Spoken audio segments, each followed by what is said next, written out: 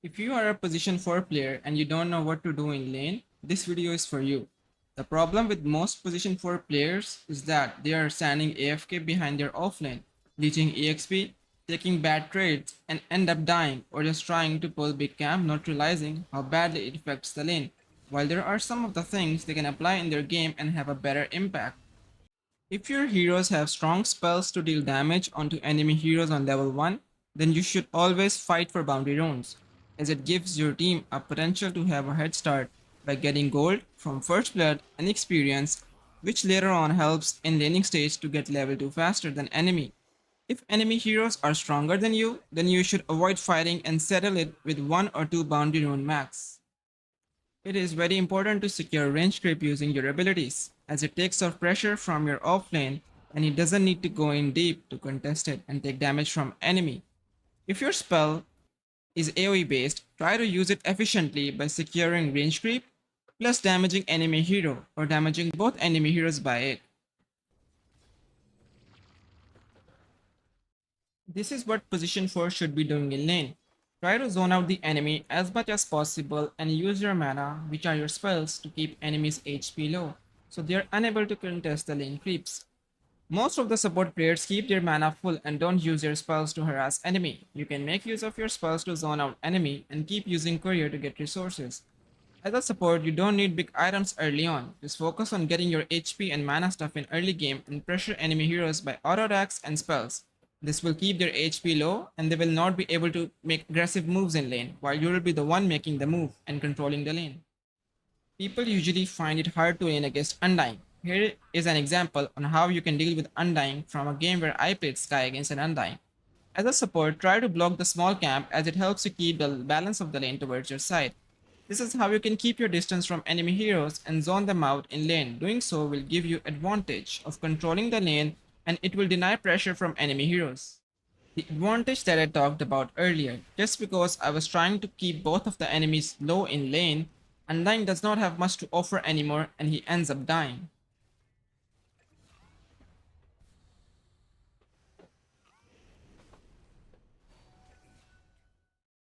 Mostly people try to harass enemy heroes, but they stand too close to enemy creeps, which aggroes enemy creeps onto them, and as a result, the balance of the lane is ruined. As your creeps push out the creep wave while the enemy creeps are chasing you, and the lane goes close to enemy's tier 1. Make sure to keep your distance to avoid creep aggro while harassing the enemy. You can also do the aggro cooldown trick, attacking the enemy from outside creep aggro, range, or fog that will put creep aggro to cooldown for 2.5 to 3 seconds, and in that time you can auto attack the enemy to harass him in the lane without disturbing the balance of the lane. As a position for support, your job is to give your offlane a good time in lane as well as taking care of other two lanes. If there is no threat to your offlaner, you can decide to leave the lane and it is important to realize that. Small camp is blocked and Darkseer has wave close to tier 1. If I go top, I will only leech his EXP. At this point, I should just go into another lane and gank and give my offlaner free EXP. As a support, securing water runes and power runes for mid lane is very crucial, as it decides the matchup in most cases. You can either have a kill potential or just deny the one side of water rune from the enemy mid laner, and the opposite side of the water rune is taken by your mid laner, which changes the outcome of the lane.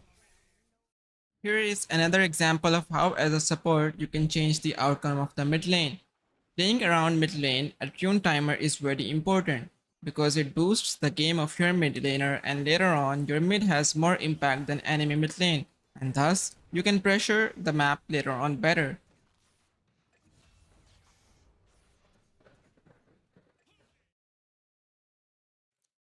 Mid laner's chance to win in their lane is greatly enhanced by rotating to the water rune as a support. Let's think about what may have happened if I hadn't chosen to help secure the water rune. Having taken the water rune, Snapfire has tick charges and an additional water rune, while Storm only has a fairy fire and 280 HP. My Storm would have been overpowered by Snapfire and Lion, giving Snapfire a huge advantage at mid lane as she would get level 6 faster than Storm, and Storm wouldn't be able to stand in lane anymore. But by timing my rotation, I was able to help Storm before Lion made it in time, which allowed us to eventually kill Snapfire. As a result, Storm gained an advantage in experience and net worth, surpassing the enemy mid laner. Storm will be able to get the experience from the lane while Snapfire is dead. Storm is in a position to level up faster than Snapfire and have a more significant impact on the game. In addition to saving Storm's life, my choice to help him at the water rune also allowed him to control the mid lane and change the outcome of the game. One simple move and it changes the direction of the game. One thing that you can do to get your items earlier is make your courier stand here when the game starts. So this way, next time when you use courier, the item is gonna be delivered 4 seconds earlier than usual. You may have noticed that many players purchase a lot of iron branches, and if you haven't, you probably purchased some branches or tangos without giving it much thought as to how it will affect your lane.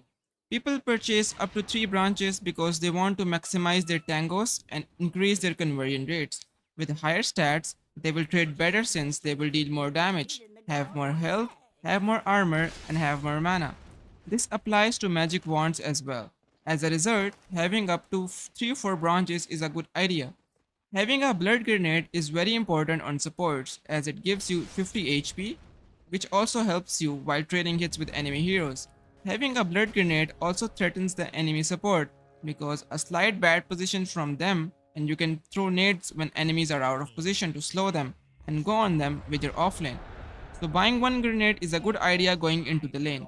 A good position for build that can work in almost every game would be 2 tangos, 1 sentry to block the small camp, blood grenade, magic stick if enemy has heroes like undying, the heroes that are gonna spellcast too much in the lane to give you magic stick charges.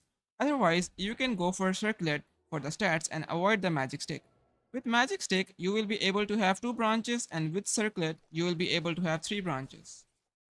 Okay, so this is a game where I've played Skyrath Mage and I'll be showing a little bit of laning and rotation to you guys. So you guys can have an idea of when and how do you want to lane and when you can rotate.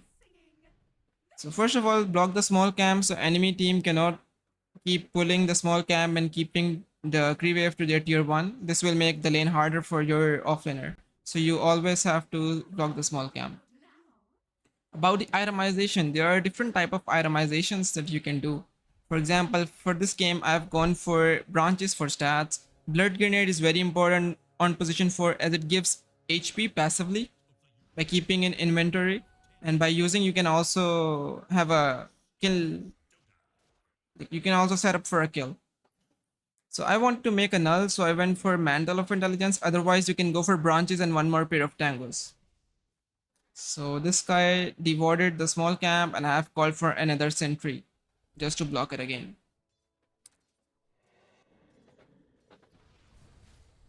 Staying out of creep aggro and attacking disruptor whenever I can. So now I know in this lane, the wolves are gonna attack me. Lycan wolves are gonna attack me and keep my HP low. So for that, I'll be needing more healing because I wanna tank them. I don't want my axe to take the damage from the wolves. So I get a healing salve from the courier in my backpack.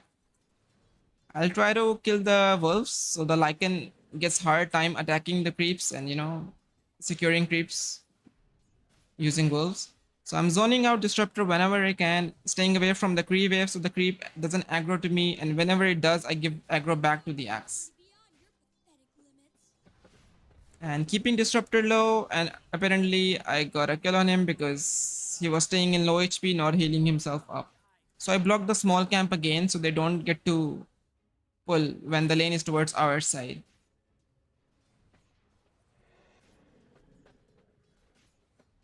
While attacking the enemy, you need to make sure the creeps don't aggro to you. That's the most important part. So in this game, I'm only attacking the wolves because that is how Lycan works. All the Illusion based heroes like TB Illusion, Naga Illusion, and Lycan wolves. If you kill the wolves and the summons and illusions, they're hard to play in lane. Pulling the big camp helps you bring the creep wave next to your tower, and you can also harass the enemy heroes while they're trying to contest the neutral camp. So now my axe has a ring of health and he's good to go in lane because the enemy doesn't have much damage to do. Keeping disruptor low. And as I'm gonna get an opportunity, I will look for going into other lanes. So here I watched my invoker is half HP. and we make it a go. And I left the lane because my axe has ring of health. Enemy he has full HP. Enemy teammates the enemy team cannot kill him, and I have free map to go wherever I want to. So I decided to go gank mid lane. And Invoker is dead. Well, I end up dying too, but that's how you can boost the game of your mid laner.